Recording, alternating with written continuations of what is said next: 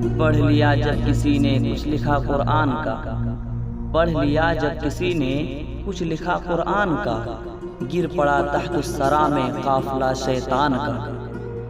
ज़माना आज भी कुरान ही से फैज़ पाएगा, ज़माना आज भी कुरान ही से फैज़ पाएगा। छटेगी ज़ुल्मते शब और सूरज जगमगाएगा।